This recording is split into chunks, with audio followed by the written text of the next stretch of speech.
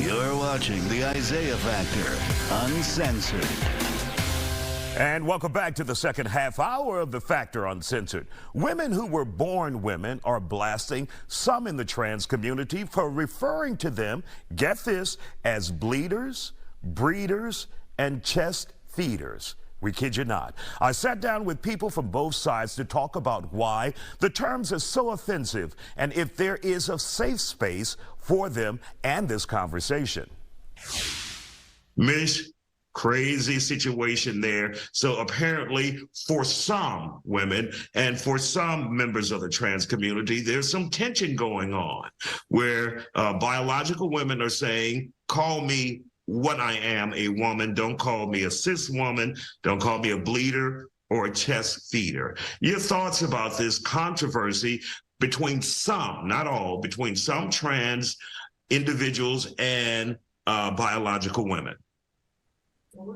I'm on team call me a woman. Seriously, I saw this and it never hit me until someone put in a tweet, a similar tweet, bleeder, breeder, and chest feeder.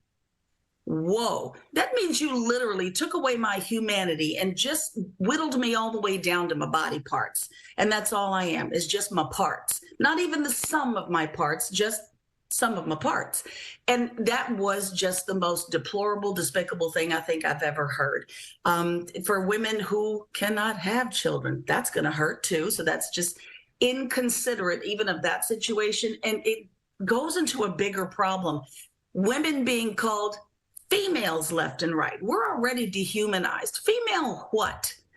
Female mosquito, female giraffe. Women are called females constantly instead of women or ladies. It's not International Female Day. It's not International Female Month. We're women.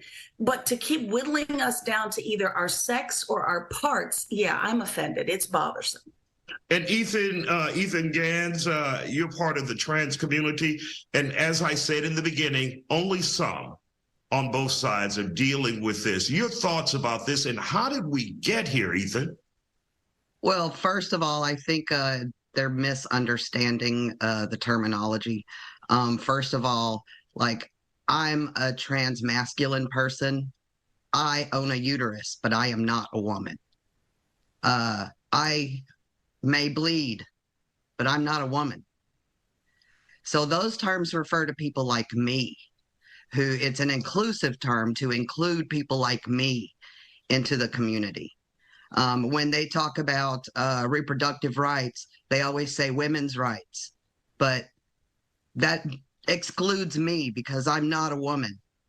But I do have a uterus, you know, and so I absolutely respect women. I love women. Women are my favorite. I'm a feminist, you know, yay women. But I think it's important for us to include everyone in this fight, and everyone that's, you know, affected. And I think that maybe this person just misunderstands some of the terminology because, like, for instance, I prefer the term chest. But even for those who say that terminology is just downright offensive, and if someone doesn't want to be called that, it's kind of like if someone in the trans community doesn't want to be called a certain thing or by the correct or proper pronoun, then why not respect that? Oh, no, I understand. I hear you. That's not what I'm saying. But like, for instance, the one word cisgender, cisgender is just an adjective, just like transgender. Transgender women are women, just like cisgender women are women. You know, it's just an adjective that it's a woman that identifies with the gender she was assigned at birth. Gender and sex are two different things. Gender is a social construct. It's been constructed differently throughout different cultures, throughout the world, throughout history. You know, so the gender binary is not a real thing. There's lots of genders. And so it actually is harmful to cisgender women to identify only their gender to their sex, right? because that means Really quick, that, Mish, would you agree with that? And Karen, we're going to get you in. And Karen, you guys jump in when you want to, but Mish, do you agree with that? I'm not sure I follow that completely. To be honest with you, I'm not 100% sure I follow it. And Ethan, I don't want to devalue anything you're saying, but maybe this is the heart of the problem with the dialogue. We're not clear. So exactly. admittedly, I'm unclear on what it is you're trying to share with me. And I really want to hear it and understand. Would it be fair to say, guys, also that it's complicated? It is. It is complicated, and that's what's triggering a lot of the spurts on social media and people backfiring. And we already know what happens when people tend to disagree and don't have all the knowledge within with regard to all the pronouns, all the adjectives that apply to being a woman. And so I think that's what's spiraling this anger and transpiring as a new argument. You know, we already know what happens when we don't agree. We're just going to run with it on social media and start, opposing forces against one another. And make sure you stay with us. We're not done with this conversation. We'll talk more about it after the break. And welcome back to The Factor Uncensored. So, who's to blame for the new offensive words describing biological women? Is it social media or just times changing? My next guests talk about how offensive words such as bleeders and chest feeders became common when referring to natural-born women by some in the trans community. And can you talk a little bit about that, the evolution? And, it's kind of like when Black people were Negroes, then they were Black, then African American, and I think we're back at Black again. It just depends on who you ask. But there's that evolution that we're seeing in terminology with the LGBTQ plus community. Well, it's, language does evolve, and it gives us more ways to express ourselves. When I was a little kid, I didn't have the terminology I needed to express myself and who I am and everything. But now I do. So, the expanding language has helped me find ways to express myself in a better way.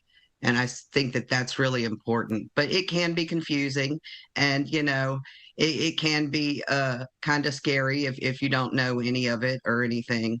But I think the development of the language is designed to be inclusive, but to the opposing forces, it's coming across as exclusive, and that's where the gray area And it is. seems a bit reductive for those of us who weren't in that community, but all of a sudden we've got some new assignments of our own that we didn't ask for.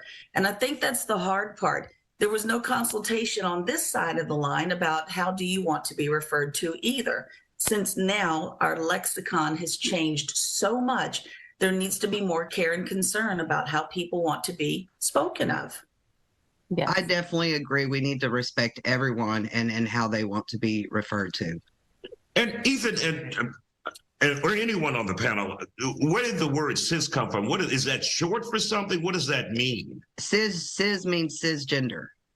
Cisgender means that you are not transgender.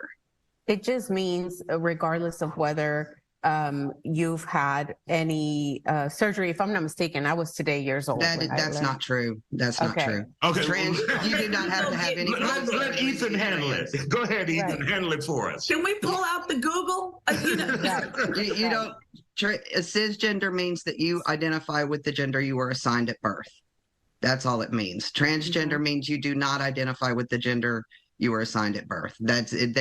That's all they mean. And Karen, when we see these conversations, is it counterproductive, especially when people are having these conversations on social media, not together, not face to face, just kind of throwing words at each other? Oh, absolutely. I mean, and it's a perfect platform for that storm to happen because there's no regard for how people really feel on social media. It's just, I'm coming in here and I'm going to try to make my point without having, a real sense of understanding. And Mish, do you see or do you feel like it could be pushback when you defend yourself as a biological woman and you say, hey, this is what I want to be called, but then it can get ugly with the other side. And then we're not talking about all people on both sides, but certain individuals who push back saying, I'm going to call you what I want to call you.